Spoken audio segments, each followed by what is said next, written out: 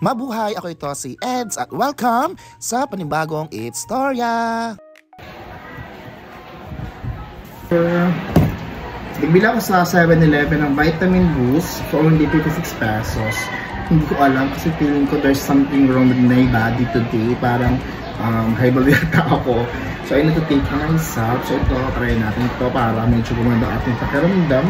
Vitamins boost. And then of course, si mother, nagluto ng hotdog tsaka ng manok. Kaya lang, wala akong, what do you call this? Wala akong kanin. Kasi nung umalis ako sa bahay, 7 AM, wala pa. So ngayon na Wednesday, kakabalik lang namin after ng long weekend kasi nga may bagyo dito sa Quezon. So thanks God, hindi masyadong malala ang pinsala. Tapos bumili ako ng kanin sa labas with Bokis. For only 50 pesos. So tara kain muna tayo bago tayo magtrabaho. Kasi marami tayong tatapusin. So let's eat muna, ano?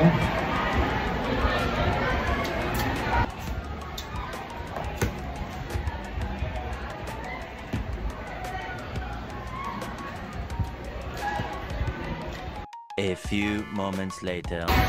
Ang ginagamit ko is Brilliant Sunscreen. Ito yung by set. Yung may rejuvenating toner.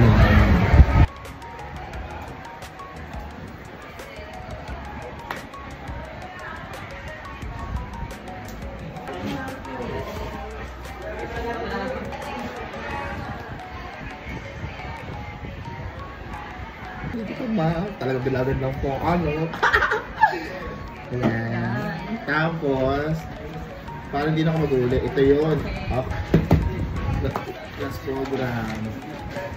Tama ba? Kasi hindi na ako matalino. Isipin nyo yun? Si Vince kasi. Isipin nyo yun. Dahil mo sa kain ng Jollibee, McDo. Ano?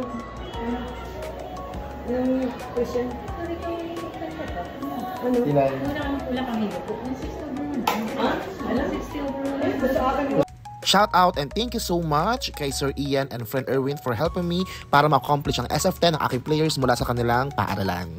After ko kang magpa-BPA at magpahinga ng ilang oras ay pumunta na ako sa district para magpa-screen ng mga papers ng aking mga players. Alam ko may mga mali ako dito kasi may mga forms pa ako hindi na-accomplish kasi hindi pa sa akin binibigyan ng aking mga players. Pero nagpa-check na din ako para mas malaman ko kung ano pa yung mga dapat kong gawin, ayusin, at this is the happening at this time.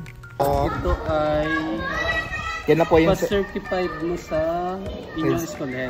Okay po. Ano? Ito, tinatapos natin yung mga correction. Sa totoo lang, bilang isang coach, ito yung pinaka nakakapagod na trabaho, yung pag-awit ng mga forms ng mga players para sa nalalapit na palaro. So time check is 6:15. Pauwi na tayo. Look, no, madaling na, gabi na. Grabe, nakakapagod na naman ang araw na ito. Pero, laban lang. So meron pa ako mga hindi natapos at kailangan ko na siya magawa bukas para may ipasa ko na ulit ang aking mga papel. So totoo lang, nakakapagod, pero yung pagod na-enjoy ko kaya masaya ako sa aking ginagawa kasi hindi naman to para sa akin kundi para na din sa mga player ko. Kaya naman sa lahat ng guro sa DepEd Quezon, nakatulad kong coach, saludo po ako sa inyo. At dito na natatapos ang aking It's Storya!